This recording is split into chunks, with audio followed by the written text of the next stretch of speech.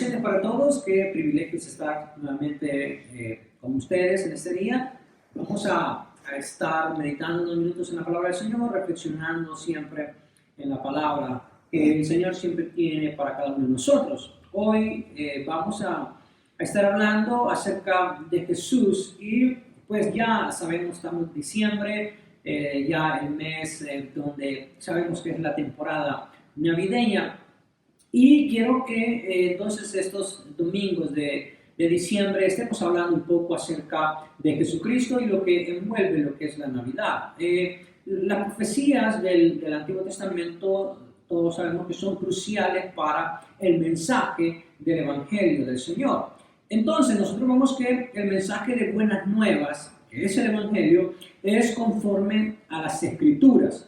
De hecho, 1 Corintios capítulo 15, versículos 3 y 4 nos dicen, porque primeramente os he enseñado lo que asimismo recibí, que Cristo murió por nuestros pecados conforme a las Escrituras, y que fue sepultado y que resucitó al tercer día conforme a las Escrituras. Entonces, si vemos nosotros cómo enfatiza 1 Corintios 15, 3 y 4, que todo el mensaje que va dirigido de Jesús hacia el mundo, claro está que habla acerca de la muerte, habla acerca de su vida en esta tierra, pero nosotros vemos que todo esto es conforme a las Escrituras. El Evangelio es siempre conforme a lo que dice la palabra del Señor. Y entonces, si las profecías del Antiguo Testamento son cruciales para el Evangelio, las buenas nuevas, la buena noticia de que un Salvador iba a llegar a esa tierra, miramos nosotros que Isaías, por ejemplo, el profeta Isaías es el más elocuente de los profetas con respecto a la vida de Jesús. Él es el que más habla acerca de Jesús. De hecho, miramos que él es el que hace el anuncio del nacimiento de Jesús y reveló muchos de los nombres que Jesucristo iba a tener. Por ejemplo, él dice en Isaías 9:6, dice, porque un niño nos es nacido. Mire qué interesante, porque un niño nos es nacido. Está entonces anunciando el nacimiento de un niño, el nacimiento de Jesús. Hijo nos es dado, y el principado sobre su hombro, y se llamará su nombre admirable, consejero, Dios fuerte, Padre eterno, príncipe de paz. Entonces nosotros vemos que Isaías anuncia y revela los nombres de Jesús. Isaías es el que escribe sobre la vida de Jesús. Describe Isaías la muerte de Jesús y profetizó el reino venidero de Jesús. Entonces, cuando él nos da esta lista de nombres, él dice, se llamará su nombre admirable. Así comienza. Entonces, hablemos un poco de Jesús como el admirable, aquel que reúne todos los requisitos, aquel que nos sorprende a nosotros. El admirable. Jesús fue admirable. Admiramos nosotros su nacimiento, su vida, su muerte y su resurrección y su segunda venida en esa tierra. Admiramos todo esto. Cuando vemos nosotros a Jesús y vemos el nacimiento de Jesús, todos sabemos que fue un milagro. O sea, el nacimiento virginal de Jesús fue todo un milagro, y vemos que es admirable su nacimiento. Entonces, no podemos olvidar que hubieron alrededor de este milagro del nacimiento de Jesús otros milagros que están relacionados a su nacimiento. De hecho, miramos los anuncios angelicales. Vemos, por ejemplo, al ángel Gabriel llegando a María para darle el anuncio de que ella va a ser entonces la madre de Jesús y que va a concebir al admirable, al consejero, al Dios fuerte, al príncipe de paz, al Padre eterno. Miramos nosotros que recibe ese anuncio por parte del ángel Gabriel. El ángel se le aparece a José, su esposo, en sueño para decir que no repudie entonces a María, porque lo que espera, el hijo que espera, es producto del Espíritu Santo. Es un milagro lo que va a ocurrir. El ángel que se le aparece a los pastores y les anuncia que el Hijo de Dios ha llegado a esa tierra. Todo esto es parte de esos milagros que rodearon entonces el milagro del nacimiento de Jesús. Pero también miramos nosotros que el censo que se hizo en ese momento no fue casualidad. No fue casualidad que José y María hayan salido y tuvieran que viajar hacia Belén para ser empadronados, ser censados por ese edicto de empadronamiento que se hizo en ese momento. No es casualidad, de hecho, era el cumplimiento de la profecía de Miqueas capítulo 5, versículo 2, que dice: pero tú, Belén, Efrata, pequeña para estar entre las familias de Judá, de ti me saldrá el que será Señor en Israel. Y sus salidas son desde el principio, desde los días de la eternidad. Entonces miramos que no es casualidad, es cumplimiento profético del nacimiento de Jesús. La llegada de los sabios de Oriente siendo guiados por la estrella de Belén no es casualidad, son milagros que rodearon entonces el admirable nacimiento de Jesús. El milagro más grande fue la encarnación de Jesús, porque estamos hablando de que Jesús es admirable en su nacimiento, y el milagro más grande entonces fue que Dios se encarnó, como vemos Filipenses capítulo 2 versículo 7, que nos recuerda a nosotros que el Señor se despojó, ¿verdad? Se despojó a sí mismo, tomando forma de siervo, hecho semejante a los hombres.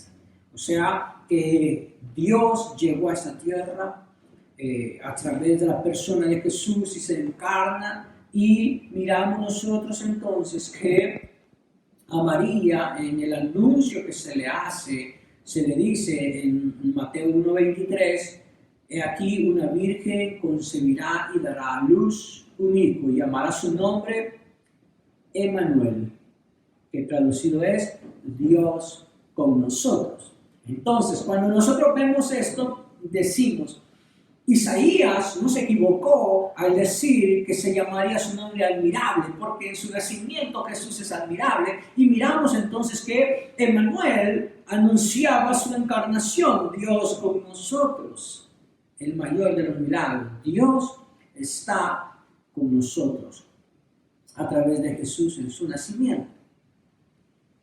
Cuando Isaías dice que Jesús sería llamado admirable, es porque no solo fue en su nacimiento, sino en su vida.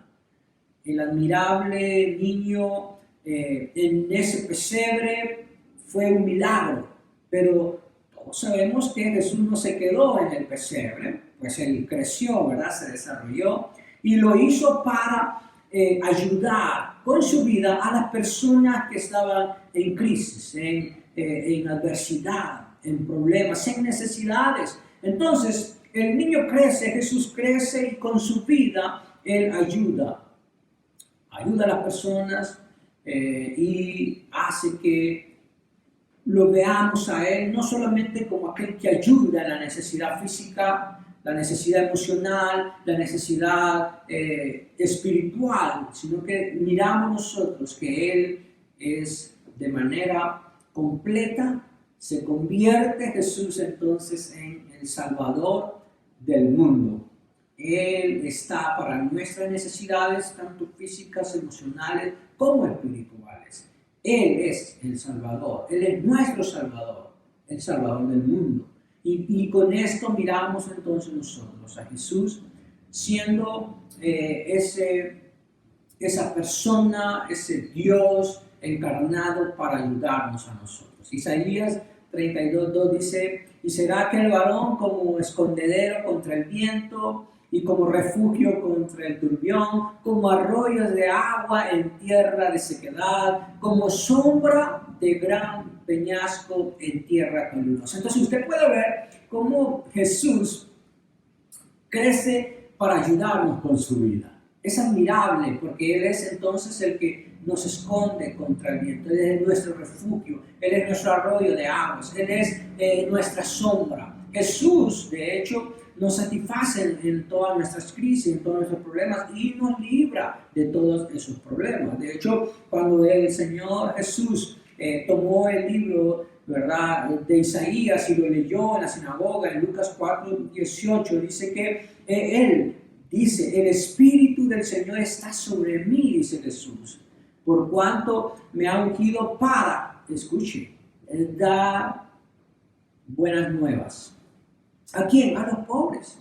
Me ha enviado a sanar a los quebrantados de corazón, a pregonar libertad a los cautivos y vista a los ciegos, a poner en libertad a los oprimidos. Entonces nosotros podemos ver que Jesús es admirable en su nacimiento, pero también en su vida, ayudándonos a nosotros. Admirable también en su muerte. De hecho, Jesús nos recuerda a nosotros en este día, a través de su palabra, que todos nosotros morimos a causa del pecado. Entendemos muy bien que a causa del pecado de Adán y Eva, el pecado entonces entró a toda la humanidad y nosotros entonces morimos a causa del pecado. Y la palabra es clara, dice, por cuando todos pecaron y están destituidos de la gloria de Dios. Pero nosotros vemos que Jesús es admirable porque nunca pecó, porque Él murió por nuestros pecados aún sin haber pecado. Sin ser pecador, Él muere por los pecadores, por nosotros. Isaías también, que es el que les menciona, Isaías es el que habla de la vida de Jesús, de la muerte de Jesús, de su regreso por segunda vez, de su nacimiento. Y él dice en 53, 4 y 5, ciertamente llevó Él nuestras enfermedades y sufrió nuestros dolores. Y nosotros le tuvimos por azotado, por herido de Dios y abatido. Y el versículo 5, mas el herido fue por nuestras rebeliones, molido por nuestros pecados, y el castigo de nuestra paz fue sobre Él, y por su llaga fuimos nosotros curados. Cuando vemos nosotros este pasaje de Isaías 53, 4, 5, nos damos cuenta que Jesús entonces, siendo libre de pecado, sin haber hecho ningún tipo de rebelión, Él es herido por nuestras rebeliones y Él es morido por nuestros pecados, muere por nosotros. Entonces, muere llevando nuestros dolores.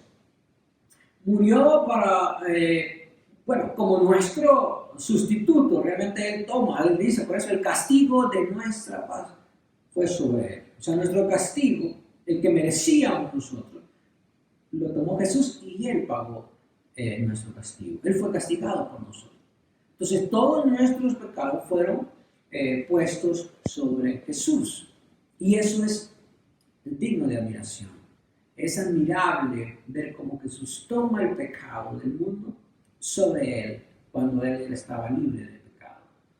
Jesús también fue admirable y es admirable en cuanto a la profecía de su regreso, su segundo retorno a esta tierra para poder gobernar.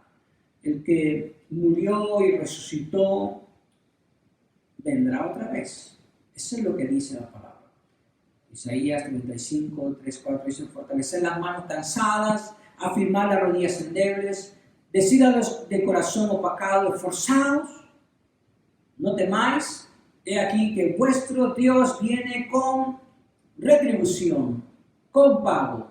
Dios mismo vendrá y os salvará.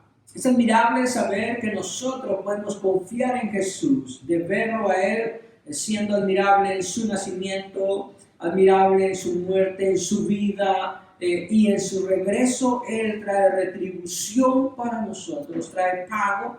Él vendrá y nos salvará. Esa es la promesa para nosotros. Cuando venga Jesús a reinar, entonces se cumplirá la promesa dada a María.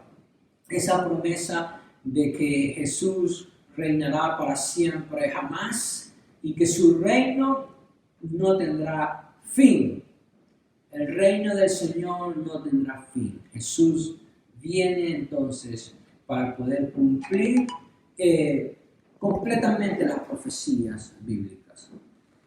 En este día yo solamente quiero recordarle que nuestro Señor es llamado admirable y espero que Él sea admirado por usted como lo es por mí y por millones de personas que creemos en su nacimiento, en lo que Él hizo en su vida, en su muerte en la cruz por nuestros pecados y que esperamos entonces que Él regrese por segunda vez por nosotros.